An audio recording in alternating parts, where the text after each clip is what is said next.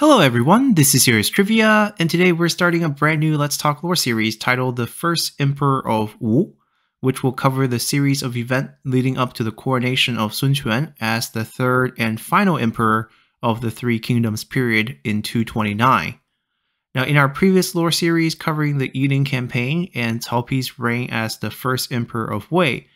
we have already discussed the coronations of Cao Pi in 220 and Liu Bei in 221. So why did it take Sun Quan another 8 years before crowning himself as the Emperor of Wu? As in terms of military strength, landmass, and longevity of rule, Sun Quan was no weaker than Cao Pi or Liu Bei. But what he lacked the most, and really what the Sun clan as a whole lacked the most, was legitimacy. Cao Pi borrowed his legitimacy from the abdication of the Han as he accepted the mandate of heaven from the previous Han emperor, and Liu Bei relied on his distant claim to the imperial bloodline for legitimacy as a continuation of the Han, but Sun Quan had neither. So what he ultimately needed to crown himself as the third emperor was the diplomatic acceptance from the kingdom of Shu Han, which by and large represented the continuation of the Han banner, and a grand victory over the usurpers in Wei, which he would finally get in 228 with the Battle of Shiting. But before we get ahead of ourselves, we must rewind back to 220 to the death of Cao Cao, where the Three Kingdom period officially kicks off. At this time, Sun Quan had just become a vassal to Cao Cao as the two sides worked together to bring down Guan Yu. Then facing Liu Bei's attack to avenge Guan Yu's death at Yiling, Sun Quan doubled down on his vassalage by acknowledging the newly founded kingdom of Wei and Cao Pi as his emperor as well. This was a big deal because Sun Quan's initial vassalage to Cao Cao can be seen as a vassalage to the Han, as Liu Xie was still the emperor at the time. But the acknowledgement of Cao Pi put Sun Quan back diplomatically, as being the vassal to Wei would inherently make Wu inferior by comparison. However, this vassalage did not remain in place for long, as by 222, after seeing Sun Quan repeatedly refusing to send his son to Luoyang as a political hostage as a sign of loyalty, Cao Pi launched his first grand campaign against Wu, which we have covered fully before in both our Battle of Yiling and 7-year reign of Cao Pi Let's Talk Lore series, so we won't be repeating ourselves here. By and large, this campaign ended in a draw, as Sun Quan was able to negotiate a peace settlement with Cao Pi after resuming tribute to the Wei court. But more importantly, this campaign officially fractured the Wei-Wu relationship, as Sun Quan would seek to re-establish diplomatic ties with Liu Bei and the kingdom of Shu Han in the same year, as official Jung Chuan would be sent to travel to Baidi in order to meet with Liu Bei in person to try to officially reopen the diplomatic channels between the two sides. Now before we move on, I have to mention that Jung Chuan is quite the character, as he was historically known to be a severe alcoholic.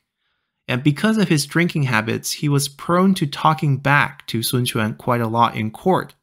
Once Sun Quan had asked Jung Chuan why he wasn't afraid of punishment for bickering with his lord, to which Jung Chuan replied that he knew Sun Quan was a wise and gracious lord who would never execute his officials for disagreeing with him,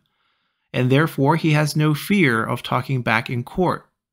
So to prank Jung Chuan, during a later feast, Sun Quan would pretend to lash out at him after being talked back to, as Sun Quan then ordered the guards to arrest Jung Chuan. Then as the guards were dragging Jung Chuan out of the room, Sun Quan laughed as he saw Jung Chuan taking multiple desperate glances at Sun Quan in disbelief. Afterward, Sun Quan asked Jung Chuan once again if he was still unafraid to talk back, to which Jung Chuan replied that he was still unafraid and that he had only glanced back at Sun Quan during the arrest because he was in awe of his authority at the moment and not because he was afraid for his life. And thus the two laughed the matter off as Sun Quan was satisfied with Jung Chuan's flattery attempt to cover up his fear of death. Yet my favorite story with Jung Chuan has nothing to do with his service within Wu or his time as an ambassador in Shu Han, as my favorite Jung Chuan story is that when he was on his deathbed, he gathered up his family and friends and told them that he wished to be buried near a pottery workshop, hoping that one day his body would decompose and dissolve into clay so that it might be shaped into a porcelain liquor bottle, as then his dream of spending eternity with alcohol might come true. Now back to our story. As with diplomatic channels reopened between Shu Han and Wu, Sun Quan would officially cut off diplomatic ties and tributes to Cao Pi and the Kingdom of Wei in 223, as the geopolitical balance of Wei versus Shu Han plus Wu would form for the final time, as this time the alliance between Wu and Shu Han would remain firm all the way till the end of the Three Kingdom period. This was particularly true as the old guards such as Liu Bei, who might still harbor a grudge against Sun Quan for the death of Guan Yu, and his own devastating defeat at Yiling, passed away to old age in the middle of 223. And with Liu Shan taking the throne, the matters of state fell onto Prime Minister Zhuge Liang, who had been instrumental in forming the very first alliance between Liu Bei and Sun Quan. Thus, in November of 223, Zhuge Liang would send General Deng Zhi as the Shu Han diplomat to meet with Sun Quan to officially formulate the new alliance between the two sides. But despite this diplomatic alliance, joint military actions would not happen for some years, as Shu Han's attention had to turn internally following Liu Bei's death, as a series of border defections and Nanman rebellions would plague them for many years, as well Cao Pi's repeated military tours against Sun Quan would also keep the Wu army on edge. It would not be until July of 226 when news of Cao Pi's death would spark both Wu and Shu Han into launching joint military actions against the Kingdom of Wei. And when we talk about joint military actions between these two kingdoms, it simply means timed military actions when both sides would attack at relatively the same time period to try to stretch the Wei resources, as geographically it didn't make sense for the two armies to work together at one location. And on the Wu side, in late 226, Sun Quan will launch an assault against Jiangxia, but after a few failed attempts to take the city, Sun Quan would end up recalling his forces, as another more pressing internal matter would arise within Wu with the death of Shi Xie. Now, Shi Xie, who has his own mini lore series here on the channel that you can check out using the link in the upper right, had been the governor of the Jiao province deep down in southern China and parts of modern-day Vietnam for decades.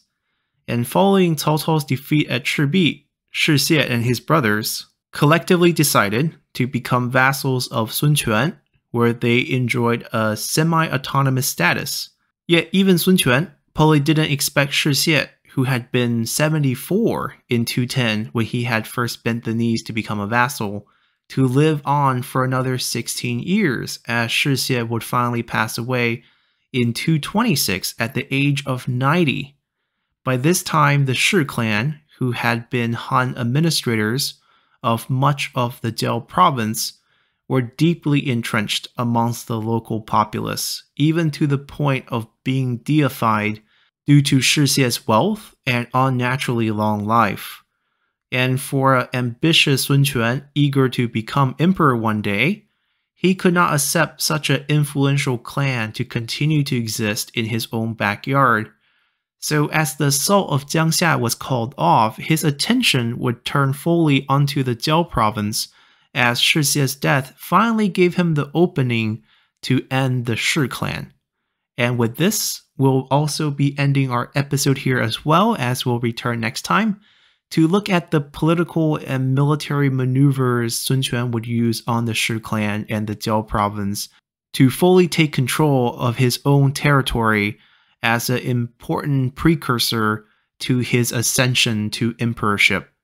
So hopefully you all enjoyed this episode enough to hit that like button to help support the channel, and I'll see you all next time. Bye!